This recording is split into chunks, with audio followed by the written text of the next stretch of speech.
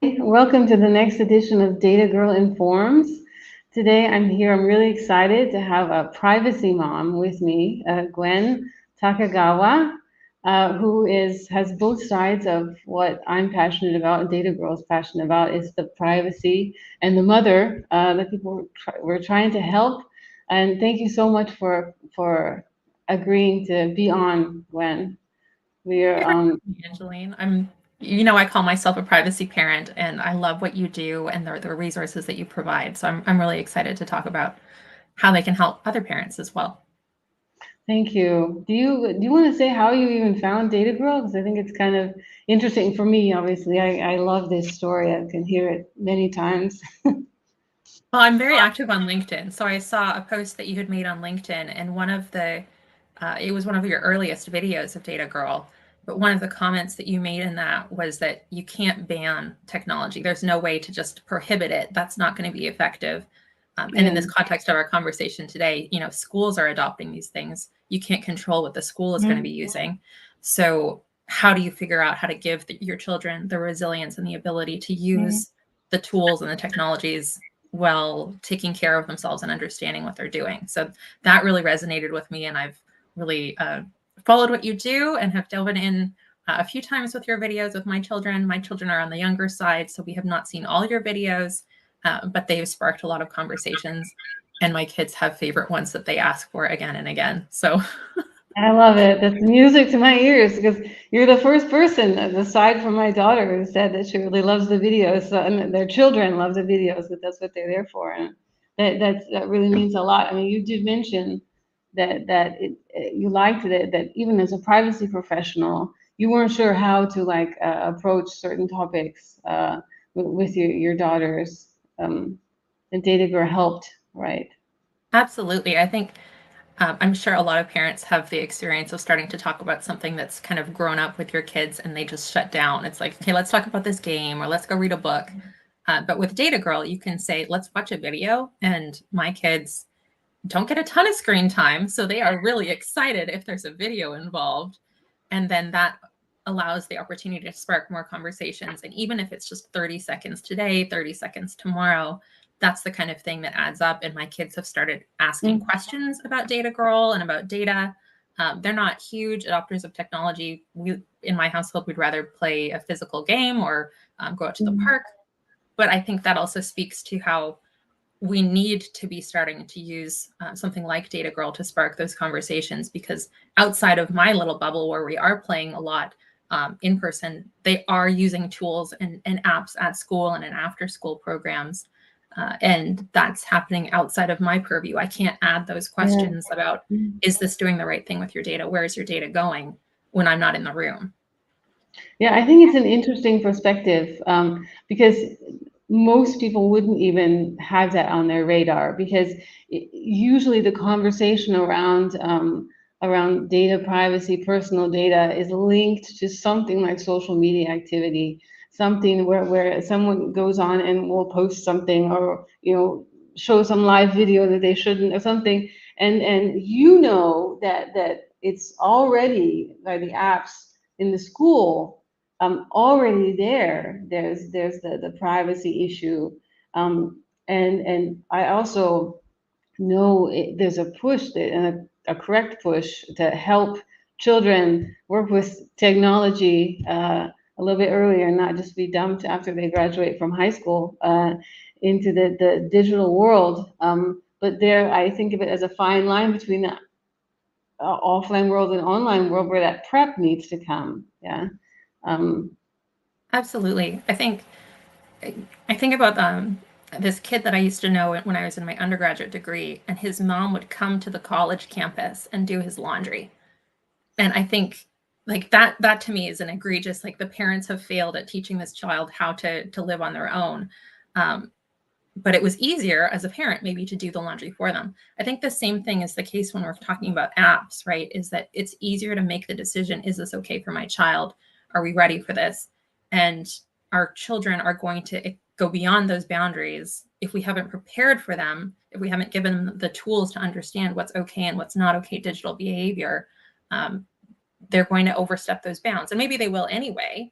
but at least if you've given them the tools to understand content on the internet doesn't die, it's going to go beyond where you think it does, that kind of lesson, and asking the questions of, is this the kind of behavior that I want everybody to see? I think that can start very early, even when they're not using those tools. So that's what I'm trying to do with my kids at the very first step. And I'm sure I'm going to run into a ton of hurdles along the way, because as you know, as a parent, problems and changes to the plan happen every single day. But building resilience and opening that conversation is what I'm trying to do. And I think Data Girl really helps with that. Thank you. Yeah, that's the purpose. Obviously, there is, as you mentioned before, the older audience as well that's already online, has a, I would say, slightly more urgent need to get certain messages. But the idea to start young and really prepare them, is the same thing I'm doing. Obviously, my motivation to get certain messages, because what I was surprised with, for example, that other children their age, what I didn't realize already, would have devices when they're playing together. And you think they're playing together, and they're there freely looking at videos on YouTube about how to heart attack the first time I saw that. And that's kind of the moment that I realized, you can't stop, you can't control, because you can't say like, oh, you go, they walk out of the room, you have to just give them the devices. I'm terrified of some inappropriate thing appearing on YouTube and my daughter being there by herself. At least this message that, oh, I always put in a lot of Data Girl is go to a trusted adult, because that trust relationship of our offline relationship can continue. Talking about your online world can be very powerful, especially when they're older, and they're deeper into, as I said, social media and things. That's a great point. Our household has a premium subscription, so we don't get ads on YouTube. But my kids also watch YouTube with their grandparents. Or one time I was at I was out shopping and talking to the shopping assistant, and my kids found some other kids still in the aisle with me, but they were watching their iPad and listening to you. And I turn around and there's some ads on the screen, and my kids hadn't encountered advertising in that way previously. So since then, I've been very cognizant of, if we're in a public restaurant and there's a TV and there's an ad playing, it's, hey, let's talk about what advertising means, and like using that opportunity to bring it up. Absolutely. There's no controlling what they're exposed to. You have to build that resilience and that muscle of, okay, why are they doing this? And I want to call out one of your specific videos. I really like the one on why can't I put my phone down? Because it calls out some of the techniques that different apps, different devices, different ads are using to keep you glued to that. And that's, it's been helpful in giving a vocabulary for me. So if I'm doing something with my kid and she says, no, I just want one more video, or no, I just want one more this or that, it's, okay, think about it. Which tool have we seen Data Girl talk about that they're using right now? And is that really what you want? We talked about going to the park. You've got to make a choice. Are you going to sit still and stare at a little box, or are we going to go and move your body? And the answer is usually let's go and move our bodies, but their brain is really reacting to that stimulus that the app is using to keep them engaged and watching. Yeah, I was talking about that with someone else before. What you can call that? I mean, it's I don't think it's an exaggeration to call it like a kind of a drug, because it's built to keep you're hooked. I don't think it's really an exaggeration. And just kind of going back to the where it's, I wouldn't say where it starts, but about the school, because it starts with the technology that is in school. How do you think it could help a larger audience, like because obviously teachers have 5 million things over their head. They can't be thinking about these topics as well. And other parents don't really know to know. So how do you think, also as a privacy professional, you've seen, can this message really get across to people? How can it help a wider audience with the app safety at school? Great question. And I know you've thought a lot about it and how to get kind of this content into schools. one of my goals is to start talking more with the friends that I have who are teachers and see, how receptive do they find schools to be for parents to come and give presentations. I know as a privacy professional, I'd love to come in and have that conversation, but being able to gear that towards how can we fit that into the curriculum or how can we fit that into the day? Are there other opportunities? My school, my kids' school recently had a STEAM night. So science technology vendors primarily were there. And I think that that's a really great opportunity to open some of these questions. They were really focused on interactivity. So figuring out some way to how can you add another component to Data Girl. Data Girl is a great resource online. How can we add some lessons around it that are more interactive so that it makes sense for those? And that's like a long-term plan, obviously. But I think that there's a lot of opportunities for engagement that exist already. How can you add on to what's already being done in that space? Yeah. No, I said that's not such a long-term plan.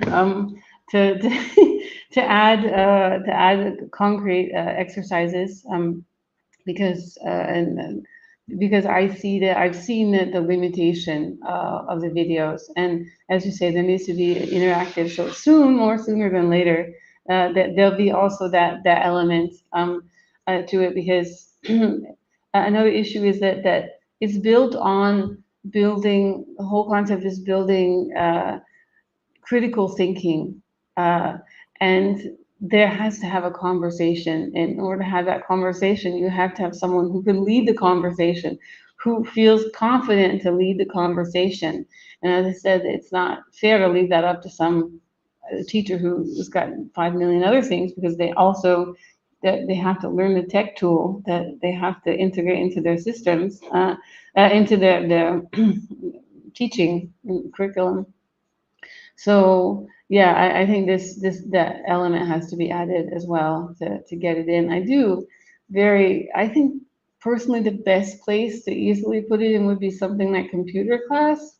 I don't, because the computer teacher will have some knowledge of it, and you could just once a month, for example, say, hey, let's talk about, let's not learn just about the computer's workings of the computer. Let's talk about digital citizenship and talk about these topics. And because another factor is obviously not at the age that the young age we're talking about, but pretty soon afterwards, um, uh, children are going to know more than most of the adults around them. So it just does, they're not going to want to, like, what do you know about my online life? So for me, the best way to get them to really learn and be engaged is that they can feel that they're also giving to the conversation. And that's why I like the idea of it just being just a push to more deep discussions, guided discussions. I love that. And I think in my personal experience, my kids have really great questions that I haven't thought about. And so one of the things that I'm trying to do is really think through my process out loud. My partner and I, like, we've discussed things that we care about. We want to own the images of our children, for example, so we don't put them Yeah. on social media, but we do want to share them with other people. So how can we share them, but add friction so that they can't be easily reshared and different things of that nature? That's two grown-ups talking. How can we make sure that our kids are starting to have that understanding of where we're coming from when we make those choices, and speak out loud? Your friend is posting this in this way. This is why we don't do that, and here's what we're thinking about, so that we're giving them that. Here's the context. Here's the conversation out loud. Here's the questions that we're asking, so that then they can have that informed piece for later on. If someone takes a picture of them, can they say immediately, please don't put that on social media, if that's the value that they also share? It gives them a little bit more of that tool. So that's a really good. I haven't done a data girl on that one, but that's a really, really important one. Yeah, I haven't been so specific. Yeah, because it's true. It goes back to and I'll kind of loop in this thing about the data, because they don't understand. For them, it's just putting a picture out. Yeah, for Yeah. people to see them. My daughter did stop asking if we were going to put her picture on social media. I'm not quite sure if there was a link between those indications and Data Girl, probably a little bit, but a lot of the information you were telling, you posting on LinkedIn about opt-in of Mhm. the apps at school. I don't even want to talk about that because that was a pretty eye-opening moment for me. Yeah. Yeah. So when my daughter entered kindergarten, the school obviously sends a lot of messages out about new things for the school. They now have about a weekly cadence for one group, and then a tri-weekly cadence for somebody else, and then the teacher sends messages. There's a lot of content coming in. But at the very bottom of one of those messages that had a lot of things from back to school, there was a message about a new pilot program that was going to add biometrics, fingerprint swipes, for accessing the free school lunch, because the school needs to have data and kids have been forgetting their PIN codes and there was friction there. So they wanted to make it go faster. But this is at the very bottom of a very long message. And I know for a fact that most other parents did not read the whole thing, because when I was asking around about it, nobody knew that that pilot project was happening. And of course, it opted the kids in by default. There was an option to opt out, but you know, how many parents actually got to that point in the message? And it wasn't brought up again in conversation or in emails at all. So uh, that was a little over a year ago. And just recently, I'm a privacy professional. I like to ask questions about what other parents are doing. I met a new mom who has a kid that's the same age as my kid, as well as an older kid. And I asked, what did you choose to do about the school lunches and the fingerprint scanning? And she was completely aghast, because she came from from a country that does not have a great human right record, that was very scary in its use of data. And the idea that biometrics were being taken, that her child was learning to scan their finger every day and hadn't brought it up with her, that was very scary to her. That brought up all of these issues around surveillance that were scary for her. Hmm. So in that context, the way that the school chose to roll it out just was not transparent and did not provide any kind of agency for parents or the kids. Yeah, I mean, that's an important aspect as well. I mean, it's a pretty big, pretty big battle. I want to say to increase awareness, and it's at that level, and that's exactly also on what needs to be done in ed tech in general. Mm-hmm. That needs to be more a part of the conversation. Make sure that there's the basics, and for me, these are just like basics, like lock your doors, don't walk around in the dark in a place you don't know by yourself. These are like it, and these aren't known because we haven't been practicing them since we were small children, and it should become a part of when you're going to roll out technology. The vendor as well should feel the moral responsibility to make sure that all of these privacy things are in order. But you're in California, do I remember Yeah. correctly? Yep. And California even has very strong privacy laws. I don't know that that would be possible in Europe to. Schools are exempt from the main consumer privacy rights law. So there's a federal law, FERPA, the Family Education Rights Protection Act, and it has very clear guidance on sharing data and so on, and different pieces that you're supposed to be notified about. But there's nothing that requires. There's different ways to get exceptions to the types of notices that you'd think would be required in that instance.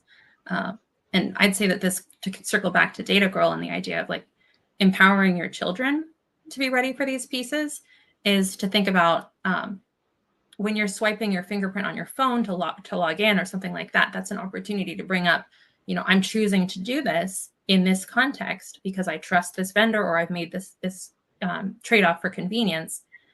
Think about whether or not, anytime that someone asks you to swipe your fingerprint or do something else that's biometric, ask those questions. I don't think that kids need to have all the answers. I think that Yeah, the kids need to know to ask the question and to bring it up. exactly. Thank you for that point. That's also a conversation I've had a few times. Like because everything is developing so quickly, anything you teach them will be history tomorrow. Yes, but that's why it's all about critical thinking. Yeah, just to have some base. I was so proud of my daughter yesterday. I know you liked my. I couldn't believe it. There, she made this picture, uh, AI, and there were the little children looking at their phones, and it said, "Beware of of AI." Like, well, okay, and what was the other one? Beware of AI. Good luck with AI. So yeah, it's awareness. It's trickling in her brain. She understands that it's around, and that's already goes a long way. Just whatever that will come. I think nobody knows. Maybe some people in the depths of Silicon Valley know what we're going to be in 6 months. But yeah, well, that's yeah. So yeah, I think I'll just go with that, as you said, like to ask the questions because I really like that one. That critical thinking is not just about thinking; it's about expressing and having the confidence and the courage to know that there's value in a fingerprint. That it's not just a fingerprint. There's a lot of value there. And not necessarily need to know that companies are even calculating the value of your fingerprint and your data, but at least to be able to take a little bit of a stand, right? Yeah, I think just kind of a closing thought on that is we've been talking a lot around building resilience and having conversations out loud. It's especially important, and I saw Alyssa made a comment basically around the same theme. Thank you, Alyssa. Um, Schools aren't necessarily having those conversations out loud. Kids go to the school to learn, they're learning the content and not the meta discussion because the school's already vetted that vendor separately or set up an agreement separately. That's not part of the conversation. So making sure that you have those conversations at home so that your kids can start understanding that context, that's not something that is well integrated right now. Hopefully it does get added to computer classes like you were talking about, but right now it's still in flux. They haven't figured out how to teach kids about that. So that's something that really parents need to take on. Yet another, just another Tuesday in parenting, Yeah. another thing added to our plates. But really, like that's the intention, is to try to think through your processes out loud so that your kids can build that resilience and understanding and come back to those questions. Yeah, that means thank you. Thank actually both of you for that point because that's a life skill that carries forward. I mean, it's like any a bank, and I'm trying to work with a bank to get some kind of mortgage, and they just ask for stuff. And I'm like, I really can't understand. I used to work in finance. I can't understand why you need that. You need to explain it to me, what value you're going to get from it, and then I'll give it to you. And that's obviously you have to have some kind of confidence to challenge a bank. It's the same with you have to have a lot of confidence to challenge a school and say, I need to understand. I need you to explain to me, and that will carry forward. Yeah, that's a very good point. Help them stay safe on social media too when people ask for stuff. Yeah. Why do you need that? Why are you asking me for a photo? Like, who are you? Do I actually know you and trust you? And why would I share that information? Let me talk to a grown up first. Yeah. A lot of critical thinking skills that we need to, at home, help them develop that confidence to have that critical thinking. So I think we're almost out of time. The power of why. Thank you, Alyssa. Always feel that to ask the why. Yeah, and Kristen, that the education starts at home. And I think just not to bash parents because we all know that sometimes you are at the end of your ropes and you have to give something to your child. And my solution for this, for example, is that Disney Plus and Netflix, I fully trust what is there.